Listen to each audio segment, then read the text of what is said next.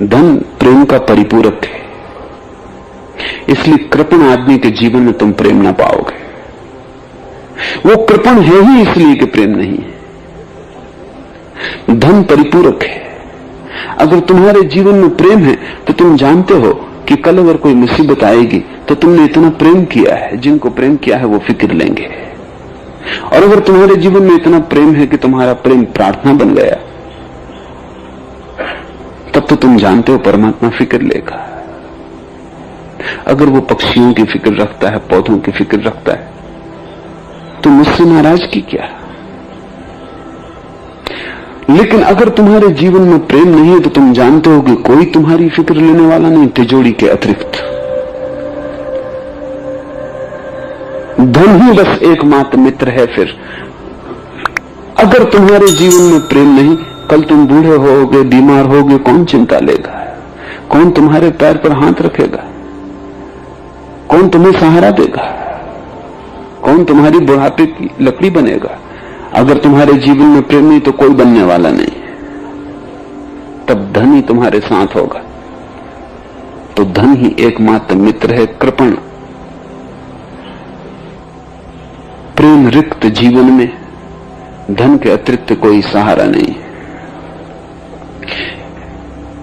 तो जितना तुम व्यक्ति को पाओगे कि उसके पास ज्यादा से ज्यादा धन की पकड़ हो गई है, उतना ही तुम पाओगे उसका हृदय सिकुड़ गया, मर गया। प्रेम तो बांटता है, इकट्ठा करना उसे कठिन है। जो इकट्ठा करता है वो इसलिए इकट्ठा करता है कि बांटने की उसके पास कोई क्षमता नहीं, देने का कोई भाव नहीं। और प्रेम तो दान है, प्रेम तो देना है, प्रेम तो सभी को भागीदार बनाना है।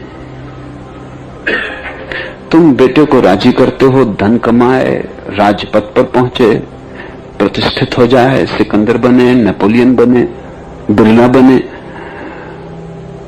आदमी भर न बने। आदमी छोड़ के कुछ भी बने तो चलेगा, क्योंकि आदमी अगर बन गया तो ये कोई भी चीजें संभव नहीं है। अगर आदमी बन जाए तो नेपोलियन कैसे बनेगा? अगर आदमी बन जाए तो बिरला कैसे बनेगा? अगर आदमी बन जाए तो राष्ट्रपति कैसे बनेगा? आदमी अगर बन जाए तो ये सब रास्ते खो जाते हैं, क्योंकि ये सब रास्ते गैर आदमियत के, हैवानियत के, ये सब रास्ते पशुता के, मनुष्यता के नहीं, क्योंकि सभी रास्तों पर घृणा और हिंसा की जरूरत है। और प्रभु का द्वार प्रेम है। तो धीरे धीरे प्रेम खो जाता है। बच्चे के खुद से ही संबंध टूट जाते हैं, अपने हृदय से ही उसका नाता कट जाता है। फिर वो जीता है बिना जड़ों का, खोजता फिरता है, कुछ खो गया। उसकी भी कुछ समझ में नहीं आता कि क्या खो गया है, क्योंकि जब उसने खोया तब उसे होश ही न था, वो बहुत छोटा था, उसे कोई बोध न था। जब तुमने उसे तैयार किया प्रेम से अलग हो जाने के लिए, तब उसको कुछ भी पता न था कि तुम क्या कर रहे हो। उसने तुम पर भरोसा किया, उसने माँ बाप की बात मानी, उसने समाज संस्कार को सुना, उसने गुरु और शिक्षक की बात स्वीकार करके चला। उसे पता ही नहीं क्या हो गया, अनजान में, अचेतन में उसके संबंध काट दिए गए, उसकी जड़ें काट दी गई। जापान में एक खास तरह का वृक्ष वे बनाते हैं। स्वामी राम पहली दफा जब जापान गए तो उन्होंने वो वृक्ष देखा तो वो बहुत हैरान हुए। उनको भरोसा न आया कि कैसे बनाते होंगे। जापान में वे वृक्ष बनाते हैं, 200, 300 वर्ष पुराने वृक्ष हैं, 6 इंच ऊंचे, 8 इंच ऊंचे।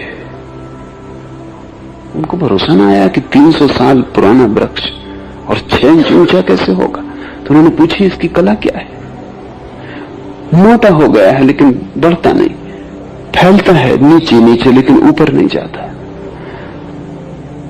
तो मालियों ने बताया इसकी कला है कि इसकी जड़ें काटते रहो। तो गमले में लगाते हैं वृक्ष को और नीचे से गमला टूटा हुआ होता है, जड़ों को कभी बढ़ने नहीं देते, नीचे काटते जाते हैं। जब जड़ें नीचे नहीं बढ़ती तो वृक्ष ऊपर नहीं बढ़ता, वृक्ष पुराना होने लगता है उसका तना मोटा होने लगता है, जरा जीव होने लगता है, लेकिन ऊपर नहीं जा सकता, क्योंकि ऊपर जाने का एक ही उपाय है कि जड़ें नीचे जाएं। जितनी जड़ें नीचे जमीन में जाएंगी उतना ही ऊपर वृक्ष आकाश में जाएगा। अनुपात बराबर होता है। तो नीचे जड़ कटती रहे तो वृक्ष ऊपर कैसे जाए? तो बोना हो जाता है। ये बोने वृक्षों की बड़ी कला है जापान में। और रामतीर्थ ने उस दिन अपनी डायरी में लिखा कि यही कोई शैतान आदमी के साथ भी कर रहा है। सब आदमी बोने हो गए, कोई जैसे नीचे से जड़ें काटता जाता है। वृक्ष को पता भी नहीं चलता कि क्या हो रहा, क्योंकि जड़ें तो छिपी है। तुम्हारी प्रेम की जड़ें काट दी गई हैं, और अगर तुमने ठीक उपाय न किया तो तुम उन जड़ों को फिर न पा सकोगे। फिर तुम मंदिरों में जाओ, मस्जिदों में भटको, करो पूजा प्रार्थना अर्चना, सब व्यर्थ है। तुम कितने ही सिर पटको, परमात्मा तक तुम्हारी आवाज न पहुंचेगी, क्योंकि उस तक केवल तुम्हारे प्रेम की आवाज पहुंच सकती है। आवाज की भी जरूरत नहीं। अगर प्रेम हो तो तुम्हारा मौन भी उस तक पहुंच जाता है। तुम ना भी कहो तो भी तुम सुन लिए जाते हो। लेकिन अगर प्रेम ना हो तो कुछ भी उस तक नहीं पहुंचता। अब हम इन कबीर के सूत्रों को समझने की कोशिश करें। एक एक शब्द बहुमूल्य है। उपनिषद फीके पड़ जाते हैं कबीर के सामने।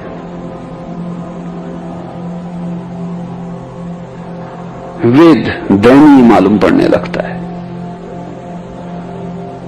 कबीर बहुत अनूठे, वे पढ़े लिखे, लेकिन जीवन के अनुभव से उन्होंने कुछ सार पा लिया है। और चूंकि वे पंडित नहीं है, इसलिए सार की बात संक्षिप्त में कह दी है, उसमें विस्तार नहीं है। बीज की तरह उनके वचन है, बीज मंत्र की भांति। प्रेम न बाड़ी उपजे, प्रेम न हाट बिकाए, राजा प्रजा जिह रुचे, शीस दे ले जाए। प्रेम को उपजाने का, खेतीबाड़ी करने का कोई उपाय नहीं है। प्रेम को कल्टीवेट नहीं किया जा सकता।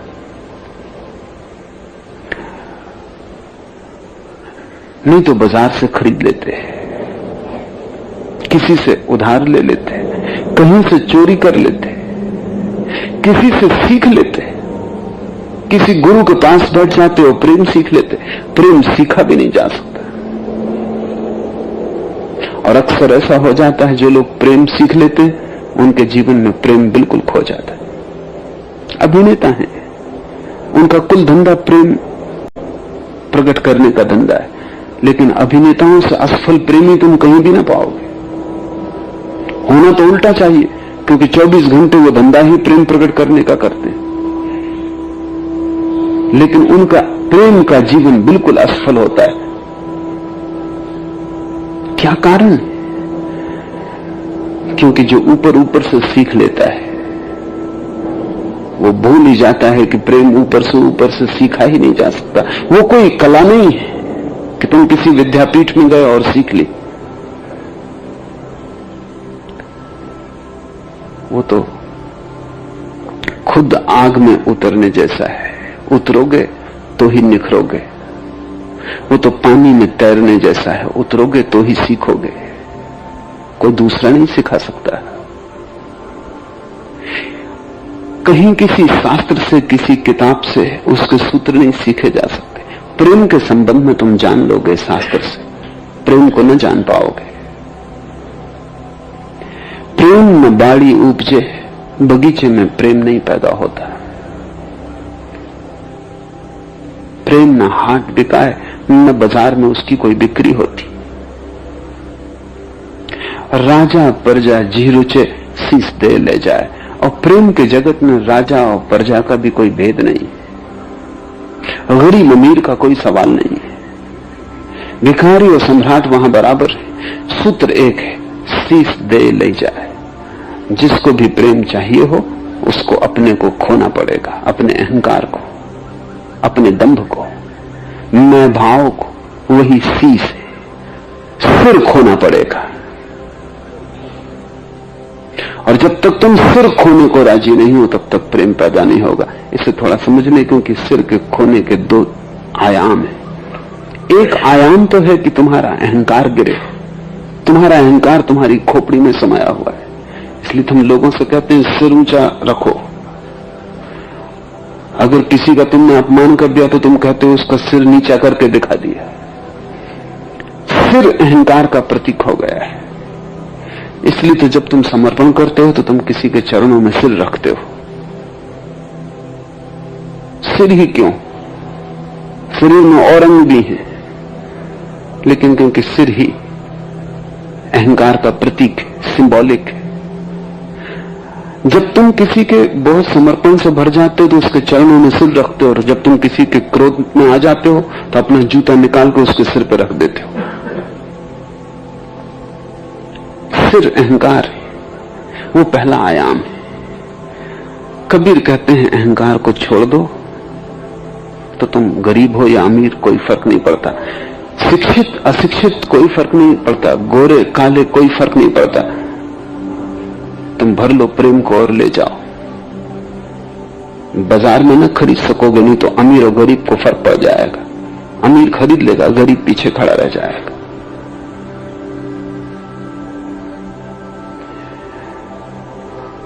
बेशर्त मिलता है प्रेम, कोई मूल्य चुकाने का सवाल नहीं। सिर्फ एक बात पूरी करनी जरूरी है, क्योंकि वो बाधा है। अहंकार से भरा हुआ मन जो सोचता है मैं सब कुछ हूं या मैं इस जगत का केंद्र हूं, वो किसी के प्रेम में नहीं पड़ सकता, क्योंकि प्रेम का अर्थ है दूसरे को अपने जीवन का केंद्र बना लेना। दूसरा इतना मूल्यवान हो जाए कि मैं परिधि हो जाऊं और दूसरा केंद्र हो जाए। मैं दूसरे के लिए जीऊं और मरूं, मेरी श्वासें दूसरे के लिए आएं और जाएं। जरूरत हो तो मैं अपने को मिटा दूं, लेकिन दूसरे को बचाऊं। प्रेम का अर्थ है केंद्र का रूपांतरण। अहंकार मानता है स्वयं को केंद्र, सारी दुनिया मिट जाए तो भी मैं बचूं। अगर जरूरत हो सबको मिटाने की तो मैं सबको मिटा दूंगा, लेकिन खुद को बचाऊंगा। अहंकार विध्वंसक है, और इसलिए जब अहंकार किसी को प्रेम करने का बहाना भी करता है तो मिटा डालता है। प्रेम में कितने लोग मिटे हुए दिखाई पड़ते हैं। तुम कहते हो कि पत्नी को तुम प्रेम करते हो या पति को प्रेम करते हो, लेकिन तुम्हारी सारी चेष्टाएं मिटाने की चल रही हैं। पति मिटाने की कोशिश कर रहा है कि पत्नी का व्यक्तित्व खो जाए, पत्नी की स्वतंत्रता खो जाए, पत्नी की आत्मा खो जाए। पति कोशिश कर रहा है कि पत्नी एक छाया हो जाए, एक वस्तु मात्र, जिसका जब उपयोग करना हो कर लिए, और जिसकी अपनी में कोई स्वतंत्रता है, न जिसका कोई अपना संकल्प है, न जिसकी अपनी कोई शक्ति है। पत्नी भी यही कोशिश कर रही है, दोनों एक ही राजनीति में है। पत्नी भी पूरे वक्त चेष्टा कर रही है कि पति को गुलाम बना ले, इशारे पे चला है। एक पत्नी ने अमेरिका में एक अदालत में दावा किया, एक कार के एक्सीडेंट में उसकी अंगुली कट गई। उसने 10 लाख रुपयों का दावा किया। अदालत भी थोड़ी दंग हुई। उसने कहा कि ठीक है, कुछ तुम्हें मिलना चाहिए, तुम्हारी कोई भूल न थी, लेकिन एक अंगुली कट जाने का 10 लाख रुपए का दावा थोड़ा ज्यादा मालूम पड़ता है। उस पत्नी ने कहा मैं इसी अंगुली पर अपने पति को नचाया करती थी, ये कोई साधारण अंगुली नहीं।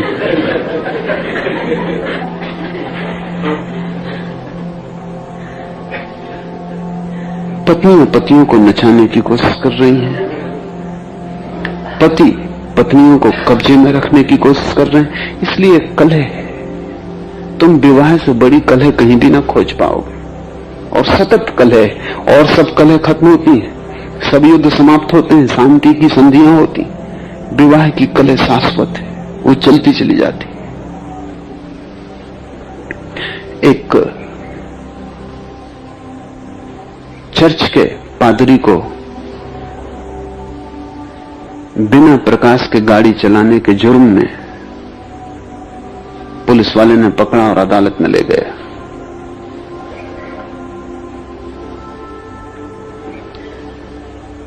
पादरी ने कहा कि मुझे पता ही नहीं था कि प्रकाश काम नहीं कर रहा है, इसलिए क्षमा करें। और ये मैंने पुलिस वाले को भी कहा कि मुझे पता ही नहीं है, कुछ यांत्रिक भूल हो गई होगी, कल तक तो सब ठीक था और मैंने देखा भी नहीं। जज ने कहा कि ये कोई बहुत बड़ा जुर्म न था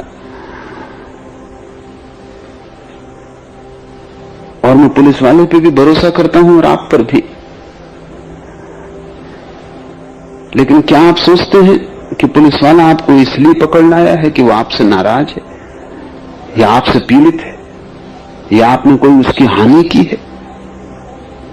पादरी ने कहा और तो कोई हानि मुझे याद नहीं आती सिवाय इसके कि 3 साल पहले मैंने इसकी शादी करवाई थी। अगर उसको ही बदला ले रहा हो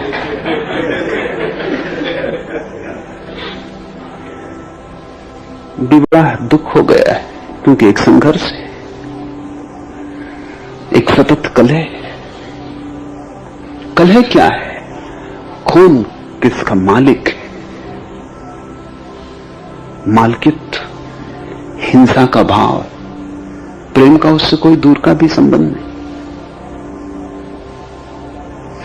फिर जब तुम प्रेम कर ही नहीं पाते, बच्चे पैदा हो जाते हैं, उन पर भी वही मालकियत का खेल जारी रहता है। तुम बच्चों को भी दबाने में लगे रहते हो, तुम उनकी भी आत्मा को मारने में लगे रहते हो, क्योंकि उनकी स्वतंत्रता भी तुम्हें खतरनाक मालूम पड़ती है। तुम्हारी मानकर चलना चाहिए, तुम जो कहो वही सत्य है। सत्य का तुम्हें भी पता नहीं, सही का तुम्हें भी कोई बोध नहीं, जिंदगी खुद तुम्हारी व्यर्थ चली गई है। लेकिन एक छोटे से बच्चे के सामने तुम मालकियत का दावा करते हो कि मैं तुम्हारा बाप हूं, इसलिए जो मैं कहूं वो सही है। क्या चाहते हो तुम इस बच्चे को भी मार के एक वस्तु बना देना चाहते हो। इसलिए अक्सर ऐसा होता है कि मरे खुरे बच्चे जिनमें जीवन की धारा नहीं है, मां बाप उनकी प्रशंसा करते हैं कि बहुत आज्ञाकारी, जिनमें थोड़ा जीवन है, जो जरा उछल कूद कर सकते हैं, जो भागते हैं दौड़ते हैं, जिनको तुम दबा नहीं पाते, मां बाप उनकी शिकायत करते हैं। लेकिन एक बड़ी हैरानी की बात है कि जिन बच्चों को भी मां बाप आज्ञाकारी कहते हैं, जिंदगी में वो बेरौनक सिद्ध होते हैं, और जिन बच्चों को भी मां बाप शैतान मानते हैं, जिंदगी में वे एक चमक लाते हैं, उनके पास ऊर्जा है। लेकिन फिर भी हमारा पूरा षड्यंत्र यह है कि मैं सबको दबा दूं अपने चारों तरफ, मैं मालिक होकर बैठ जाऊं। ये जो मालकियत की इतनी आकांक्षा है, इसके कारण प्रेम का बीज फूट ही नहीं पाता। प्रेम का अर्थ है अपने अहंकार को विसर्जित करने की कला। अगर तुम सच में ही अपने बेटे को प्रेम करते हो तो तुम अपने अहंकार को छोड़ दोगे बेटे के चरणों में।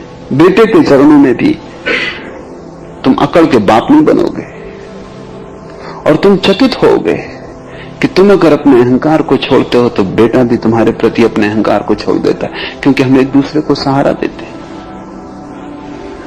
नहीं तो बेटा भी दुखित है और पीड़ित है और रास्ता देख रहा है कि कब उसे मौका मिले। जल्दी मौका मिलेगा, धीरे धीरे तुम कमजोर होगे, बूढ़े हो जाओगे, वो ताकतवर होगा, जवान होगा, वो तुम्हें सताएगा, वो बदला लेगा, और तुम सोचोगे कि बेटा बिगड़ गया, लेकिन तुमने जो बोया था वही तुम काट रहे हो।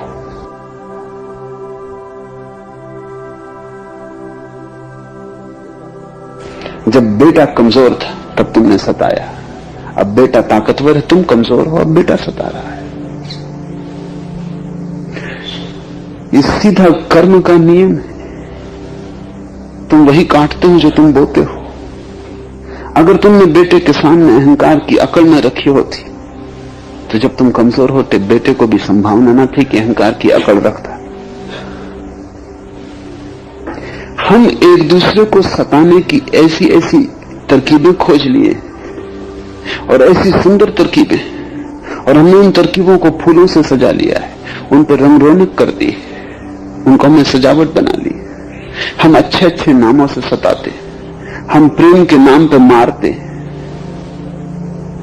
हम व्यवस्था के नाम पर हत्या करते हैं, आज्ञा के नाम पर हम अपने अहंकार की घोषणा करते हैं। राजा प्रजा जेहि रुचे शीस दे ले जाए। और जिसने भी चाहा हो प्रेम को, और ध्यान रखो, चाहा हो न चाहा हो, प्रेम के बिना तुम रिक्त रहोगे, खाली रहोगे, खाली घड़े की भांति। तुम्हारे जीवन में एक रुदन होगा, तुम उत्सव से न भर सकोगे। प्रेम के बिना कभी कोई उत्सव को उपलब्ध नहीं हुआ, न कभी हो सकेगा। वो जीवन का शाश्वत नियम है। तो शीश देने का पहला तो अर्थ है अहंकार को झुका देना। जहां भी प्रेम हो वहां अहंकार झुक जाता है, चाहे अपने से छोटा ही क्यों ना हो, तुम्हारा बेटा ही क्यों ना हो। अगर प्रेम है तो अहंकार नहीं होता। पत्नी क्यों ना हो तुम्हारी, तो तुम अकड़ के पति देवता बन के खड़े नहीं होते, वहां तुम झुक जाते हो। और ऐसा नहीं है कि तुम किसी के सामने झुक रहे हो, कि पत्नी के सामने झुक रहे हो, कि पत्नी तुम्हारे सामने झुक रही। वस्तुतः दोनों ही प्रेम के सामने झुक रहे हैं, दोनों ही प्रेम के देवता के चरणों में झुक रहे हैं। कोई किसी के सामने नहीं झुक रहा है, दोनों ही झुक रहे हैं। चाहो तो कहो एक दूसरे के सामने झुक रहे हैं, और चाहो तो कहो कि दोनों के बीच में कोई है प्रेम का देवता अदृश्य, उसके सामने झुक रहे हैं। तो शीश का एक तो अर्थ है अहंकार और दूसरा अर्थ है विचार, क्योंकि तुम्हारे सिर में सारे विचारों का संग्रह है। तुम सोचते ही रहते हो, संगत असंगत अनर्गल विचारों की भीड़ तुम्हारे मन में चलती रहती है। इस विचारों की अति से भीड़ के कारण तुम्हारी सारी ऊर्जा, सारी शक्ति खो जाती, प्रेम करने को कुछ बचता नहीं। मस्तिष्क शोषक हो गया है, वो तुम्हें चूस लेता है, हृदय के पास तक रस की धार पहुंच ही नहीं पाती। तुम्हारी सारी ऊर्जा तुम्हारे विचारों में नष्ट हुई जा रही, और तुम्हारे विचार 99% विक्षिप्त, उनका कोई भी मूल्य नहीं। तुम न विचारो तो कुछ हर्जाना हो जाएगा, लेकिन तुम होश में ही नहीं हो। कभी तुमने बैठ के घड़ी भर देखा कि तुम क्या सोचते रहते हो? कैसा कचरा तुम्हारे मन में चलता रहता है। इस कचरे को चला के क्या होगा? दिन चलता है, रात चलता है, सोने में, जागने में, सपने में, विचार में कचरा घूम रहा है। और ध्यान रखना कि छोटा सा भी विचार चलता है तो तुम्हारी शक्ति को नष्ट कर रहा है।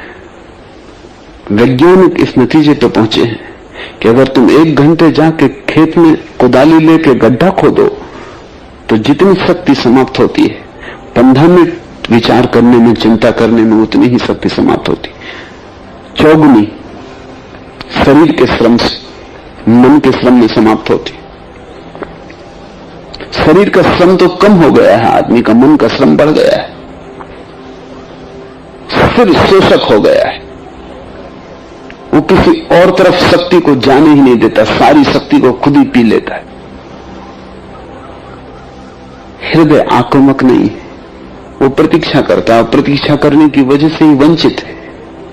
जब तक तुम सिर को न गिरा दोगे, विचार को न गिरा दोगे, तब तक तुम्हारे हृदय में मरुस्थल रहेगा, जल के स्रोत वहां तक न पहुंच पाएंगे। और वहां पड़ा है बीज प्रेम का। जल स्रोत वहां तक पहुंचे तो ही प्रेम अंकुरित होगा। कहते हैं कबीर, प्रेम न बाड़ी उपजे, प्रेम न हाथ बिकाए, राजा प्रजा जी रुचे, शीश दे ले जाए। शीश देने को ठीक से समझ लेना। विचार और अहंकार दो छूट जाएं तो तुम्हारा सिर गिर गया।